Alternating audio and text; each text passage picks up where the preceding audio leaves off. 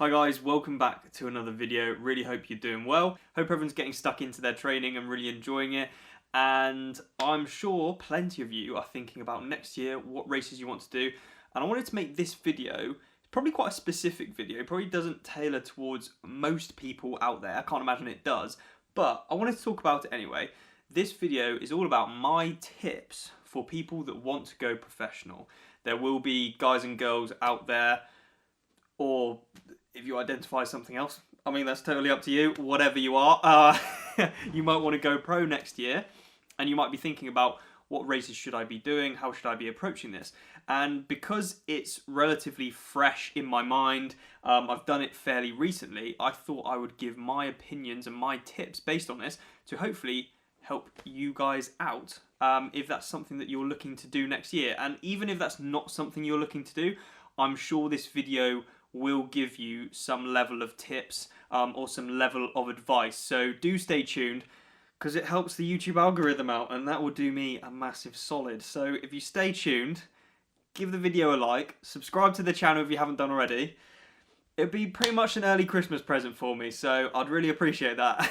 Now, first things first, we should probably chat about how you go professional, how you go from age group to pro, and it will completely depend what nationality you are, and each national governing body will have a set of guidelines, will have a set of criteria that you need to meet. There are certain national governing bodies that seem to just sort of hand out pro licenses. So you know, if you're part of that nation, just send them an email, and I'm sure they'll shoot you on. But if we're talking about British Triathlon, they do have a set criteria, and this is actually a really good idea, because it gives a level that pros have to be at, British pros have to be at, or British age groupers have to be at to turn professional. I think that's a really good idea, because it gives a level of quality that you have to be before you can step up to racing professional. And the British Triathlon criteria may have changed slightly in the last few years, but to be honest, it does stay very much similar. So there are two routes that you can go down. I'll be totally honest, I've kind of forgotten it since I actually went down those routes, but there is a very good video by Cowan, and he has basically gone through the different British Triathlon criteria and actually put it in a really nice, kind of easily digestible video. So I'll link to that video in the description below. If you're interested in how you turn professional, this is just with British Triathlon, then go and check out that video, because he talks about it in a way that just makes a lot of sense, and he puts it just so much simpler than I could ever put it. So go and check that out first of all. But that is just for British athletes. So if you're not British, if you're a different nationality, then you'll have a different set of criteria. So make sure you investigate that and figure out what level of criteria that you need to get to, because that will determine, that will dictate your season next year to figure out how you meet that criteria. Like I said, there are going to be some national governing bodies where you don't have to meet a certain level. You can just sort of email them with, I guess, like a race CV or something. They might just hand it to you. I do know, I know a few people who have done that, and it's incredibly frustrating when you have to meet a certain criteria. But actually, I think the criteria is a very good idea. That from British Triathlon, I think it's a really good idea, because it gives a level of quality that you have to get to, and it makes you realise that you're worth it once you've met the criteria. That makes sense. You start your pro racing and you're like, boom, like I've met the criteria, I deserve to be here.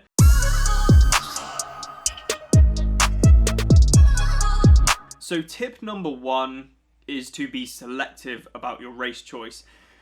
And this actually isn't just about people that want to get their pro license. It's about anyone that wants to do well in a race and to either qualify for a certain race, like a world champs, European champs, or just wants to get the best position they possibly can, or whatever it is. Be selective about the races and be sure that it's the right race for you. We're all different. We all race in a different way, and we've all got our optimum sort of temperature, elevation, everything. So be specific about what races you want to target. Don't just go willy-nilly entering different races because they're in exotic places and you want to go there on a little bit of a holiday. Like something that I did quite a few seasons ago. I was like, yeah, that'd be a cool place to go to. That'd be a cool place to go to. End up racing these really cool races. Like they were awesome, but a lot of them didn't suit me as an athlete. but also a lot of the races had really, really tough competition. Now, you have to cherry pick a little bit, especially when you're early on in your career, or you're trying to get your pro license, or you're kind of like a relatively new to pro racing, like myself. You have to be very selective and you have to cherry pick races a little bit. So make sure that you're going for races that may have a slightly weaker field. It sounds really bad, but that's almost what you need to do. Make sure you're going for races that are going to suit you, temperature-wise, elevation-wise, like I mentioned. So I know that I'm not great in hot conditions, so I don't really want to race races that are going to be in hot conditions. I know that I like a medium amount of elevation, not too much, because I am relatively heavy, especially now after a little bit of pudding in my off season. But I don't like super flat races as well, because it's not enjoyable at all. So I know what kind of races I want to go for, and you need to figure out what races you want to go for and the way that you're going to perform at your best and get the best result from it by racing a potentially slightly easier field, which will mean you will be able to, if you're looking to get your pro license, get into that percentage that you need to get to if you're trying to meet that level of criteria. Now, this next tip follows on from the previous tip, and it's to race domestically. If you're British, there's lots of opportunities here to race. And what I would say is, actually, if you race well domestically, you can get a lot of publicity. If you're looking to get your pro license, you're probably as well looking to try and get sponsorship, stuff like that. If you get good results in UK races, you can actually get really, really good publicity. You don't have to go further afield. You don't have to think about racing these other exotic big races. Like, yes, it's great to do those, it's great to target them, but that can wait. And you can actually get some really, really good results within the UK. And if you get good results here, you get good publicity on social media. You could get into British like triathlon magazines, stuff like that. And all of that really helps build your own brand and your own identity within the sport. And people get to know you on a domestic scale.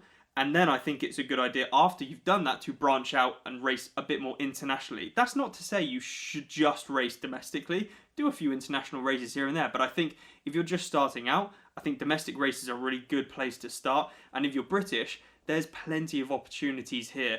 Not even just Ironman races, but there's the Outlaw races, which are going to be really good. And I'm pretty sure Outlaw X is a British Championships event. So that's going to be a gateway race to get your pro license. So check that out. There's Challenge Fishguard or Challenge Wales, which honestly I thought was a really, really good event. That's going to have a pro field there as well. So that's going to be an opportunity for you to get your pro license. 70.3 Swansea, again, pro field. That's going to have an opportunity for you to get your pro license.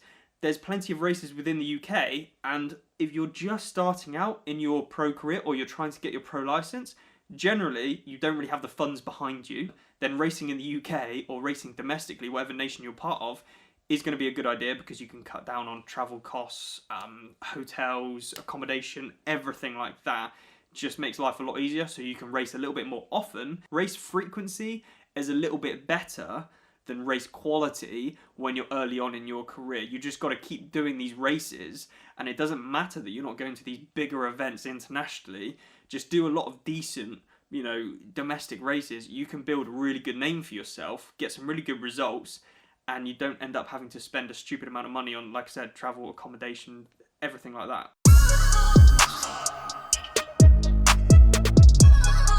The next tip is social media. This is something that I think a lot of people don't enjoy. A lot of people don't enjoy creating their own social media. I know a lot of people, they consume social media. They like, watching videos on YouTube, for example. They scroll through Instagram, whatever it is. But a lot of people don't like creating their own content. And I get that and I understand it. And I've got some level of respect for people that actually don't really care about social media, because it is consuming, and it's very, very time consuming. It's a lot of effort and you end up worrying all the time about different things. But if you are looking to get your pro license, or if you're looking to be the best athlete you possibly can be, you're looking to get sponsorship, you're looking to get more recognition, you have to be on social media. There's no exception. You can't have an excuse. Oh, I just don't like doing it. All right, well, if you don't like doing it, the next guy's gonna do it, and he's gonna get more sponsorship than you, and he's gonna get a better name than you, and that's not what you want. So you need to be having a social media channel. Doesn't mean everyone out there needs to have a YouTube channel. Doesn't mean everyone out there needs to have a Twitter, Instagram, whatever other social medias are, TikTok. Even though I've literally just started TikTok, and to be honest, not even really posting that much to it because I'm an idiot. But there's so many different areas that you can focus on, and do what you're going to enjoy most, but create a story for yourself. Because if you're just starting out in the pro field, or if you're trying to get your pro license, you're going to want companies to be backing you. And so you've got to create this story. You've got to give them a reason to help you, because why should they help you instead of the next guy? It's because you want them to buy into your story, that you want them to believe in you, and you want to add value to them as much as they can add value to you. So creating a story and just documenting your journey a little bit and showcasing that you've got the ability to promote them in return for whatever they're going to add to you, I think is really helpful. And it's not all about gaining sponsorship. It's just gaining recognition for your story, creating your own brand, creating your own identity. I think it's really, really important, because then you end up going to these races, people recognize you, people start chatting to you, you build contacts with people. Everyone's heard of the saying, it's not what you know, it's who you know. And that is so, so important. The more you put yourself out there, the more people you end up meeting and getting to know. And that is only an opportunity to open doors for you. You want to keep all your doors open. You don't want any closed doors. You don't want any closed opportunities. So not having a social media, not being present on social media, is just automatically closing doors for yourself. And so what I would urge everyone who is thinking, next year I want to target these races, I want to get my pro license, just start out on social media. It doesn't have to be pretty. It doesn't have to be perfect. I mean, look at these videos. I'm filming on a bloody 10-year-old camera. It's like got 1080p. It's probably like potato quality. I'd love to invest in a new camera, but money's money, and there's lots of other things to invest in.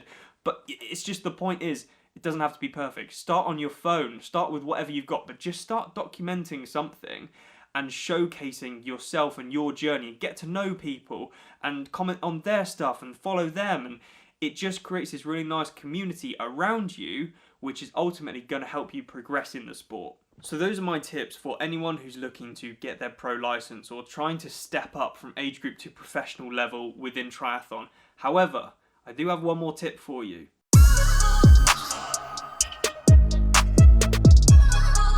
Have fun. It is so, so important. And a lot of people, they actually message me and they're like, Harry, you're a little bit grumpy, or Harry, you're a bit down in the dumps, or you're not as positive as you used to be. I don't think people actually recognise that I've got a very dry sense of humour, and I don't really talk with too much energy. I'm trying to change that a little bit now, just so people stop messaging me saying that I need to cheer up a little bit. But you need to have fun with it. You need to enjoy it. So don't put too much pressure on yourself. It's very easy at the start of your career, which is where I'm at right now, is put too much pressure on yourself. And you think, oh, what is that person going to think? What's that person going to think? Or should I be doing this? Should I be doing that? Who cares? Do what you want to do what you enjoy, have fun with it. You've got so many years ahead of you. Probably, if you're looking to go professional, you've probably got so many years ahead of you. You don't need to stress too much. Just go out there, enjoy it, work bloody hard, right? Because it is a bloody hard sport and it is developing so, so quickly. You need to be able to work hard, but you have to enjoy it. You have to have fun. And that is going to give you longevity in the sport, which ultimately is going to give you the best chance of success. I hope you guys have enjoyed that video. Let me know what you think of it in the comment section below. And like I said earlier, please subscribe, because that's an early Christmas present for me, and I'll keep bugging you guys until we get there. I don't know where there is, but more subscribers, that's where there is. And anyway, I'll see you guys in the next video.